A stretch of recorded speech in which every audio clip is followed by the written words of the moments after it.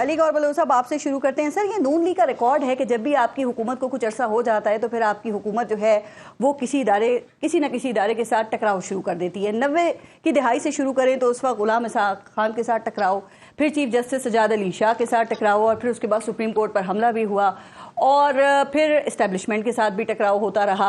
अब अदलिया के साथ टकराव शुरू कर दिया है। तो आप लोगों ने सारी इस मरतबा कैलकुलेशंस कर ली हैं, चूंकि माजी में जितनी बार भी टकराव हुआ है ना, उसका नतीजा मुस्लिम लीग नून के हक में अच्छा नहीं आया।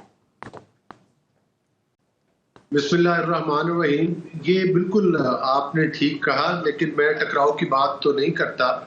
असल में सूरत-ए-हाल ये है कि जितने भी साबका अदवार हैं, जिसमें आप चीफ जस्टिस खोसा साहब को ले ले, बंदयाल साहब को ले ले, जस्टिस गुलजार साहब को ले ले, अभी चीफ जस्टिस काजी फायद ईसा साहब का टाइम है जी। तो साबका अदवार में भी जो कुछ होता है तो जाहिर है कि नून, यही तो हम कहते हैं कि नून लीग को कभी लेवल प्लेइंग फील्ड नहीं मिला। अच्छा। अगर हुकूमत हमारी बनी है तो उसको गैर जमहूरी तरीकों के साथ जो है वो हटाया गया, और बिलखसूस जो पनामा केस था वो भी आपके सामने है।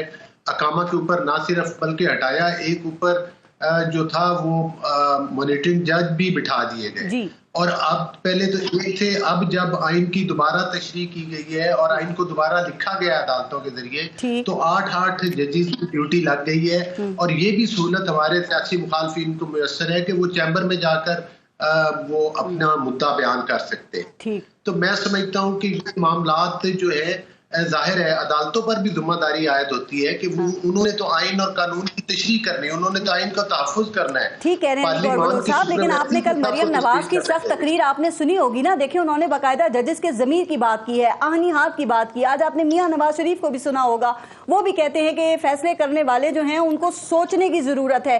तो सर, ऐसा हो क्या गया है? एक बड़ा फैसला ही तो पीटीआई के हक में आया है अभी सिर्फ। नहीं, एक फैसला नहीं आया। 8-8 मिनट में 8-8 जमानतें भी होती रही हैं, और बेशुमार वो केसेस जो कि ओपन एंड शट केस थे उनसे इनको बरी भी किया जाता रहा है। जमानत तो मियां साहब को भी बड़ी बड़ी मिली हैं, फिर वो पीटीआई कहती है बड़ा तेज तरीन इंसाफ मियां साहब को दिया गया था। अभी क्या हुआ है? दो 2.5 साल जेलों में गुजरे, झूठे मुकदमात थे। इसके बावजूद कोई जज साहब बात करने के लिए हमारे साथ, हमें इंसाफ देने के लिए तैयार नहीं थे।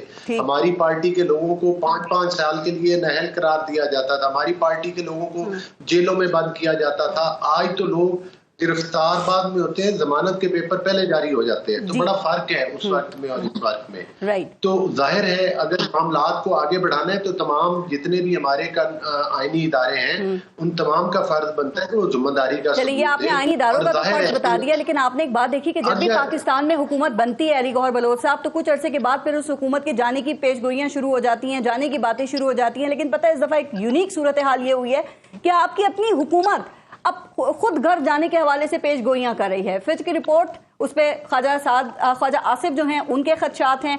और सर, शायद तारीख में पहली मरतबा नून लीग और एस्टेब्लिशमेंट एक पेज पे, उसके बावजूद आप लोगों को क्यों खदशात हैं कि आपकी हुकूमत घर चली जाएगी या भेज दी जाएगी?